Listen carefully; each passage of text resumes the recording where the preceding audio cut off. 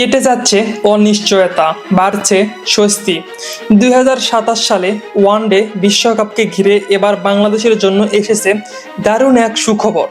শুনতে অবাক লাগলেও আইসিসির একটি সম্ভাব্য সিদ্ধান্ত বদলে দিতে পারে পুরো সমীকরণ।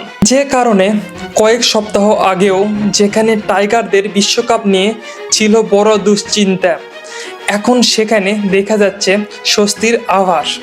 কিন্তু প্রশ্ন হলো, কি সেই সিদ্ধান্ত, আর কেন বলা হচ্ছে এটি বাংলাদেশের জন্য হতে পারে সবচেয়ে বড় সুখবর? পুরো বিষয়টি জানলে আপনিও অবাক হয়ে যাবেন। আইসিসির সম্ভাব্য একটি সিদ্ধান্ত বদলে দিতে পারে টাইগারদের বিশ্বকাপের সরাসরি খেলার সমীকরণ। যে বিষয়টি নিয়ে এতদিন দুশ্চিন্তায় ছিলেন ক্রিকেট প্রেমীরা, সেটাই এখন নতুন আশায় আলো দেখাচ্ছে। তবে আসল চমকটা এখানেই শেষ নয়, কারণ 2027 বিশ্বকাপে শুধু দলের সংখ্যাই বাড়ছে না, বদলে যেতে পারে পুরো টুর্নামেন্টের কাঠামো। আগামী বিশ্বকাপ অনুষ্ঠিত হবে দক্ষিণ আফ্রিকা, জিম্বাবুয়ে ও নামিবিয়ার মাটিতে। আগের 10 দলের বদলে এবার মূল পর্বে অংশগ্রহণ নেবে 12টি দল। পাশাপাশি প্রথমবারের মতো দেখা যেতে পারে সুপার 7 ফরম্যাট, যা টুর্নামেন্টকে আরও প্রতিদ্বন্দ্বিতাপূর্ণ করে তুলবে। কিন্তু এখানেই রয়েছে বাংলাদেশের জন্য সবচেয়ে গুরুত্বপূর্ণ বিষয়।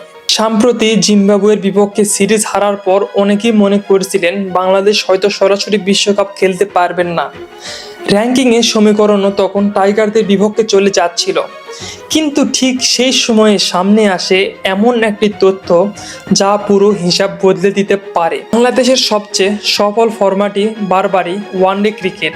2015 থেকে 2020 সাল পর্যন্ত মাশরাফি বিন মুর্তজার নেতৃত্বে বিশ্বকাপের কোয়ার্টার ফাইনাল, চ্যাম্পিয়ন্স ট্রফির সেমিফাইনাল সহ একের পর এক সাফল্য এসেছে। যদিও সিনিয়র ক্রিকেটারদের বিদায়ের পর দলটি নতুন করে নিজেদের গড়ে তোলার চ্যালেঞ্জ রয়েছে। এর মধ্যেই বিভিন্ন আন্তর্জাতিক প্রতিবেদনে দাবি করা হয়েছে আইসিসি নাকি সরাসরি বিশ্বকাপে খেলার জন্য র্যাঙ্কিং বিবেচনার সময়সীমা আগামী বছরের মার্চ থেকে পরিবর্তন করে চলতি বছরের সেপ্টেম্বর পর্যন্ত নিয়ে আসার পরিকল্পনা করছে। আর এই সিদ্ধান্ত কার্যকর হলে কেন সবচেয়ে বেশি লাভবান হতে পারে বাংলাদেশ? বর্তমান আইসিসি ওয়ানডে র্যাঙ্কিংয়ে বাংলাদেশ রয়েছে 9ম স্থানে, অন্যদিকে আয়োজক দক্ষিণ আফ্রিকা রয়েছে শীর্ষ সারিতে।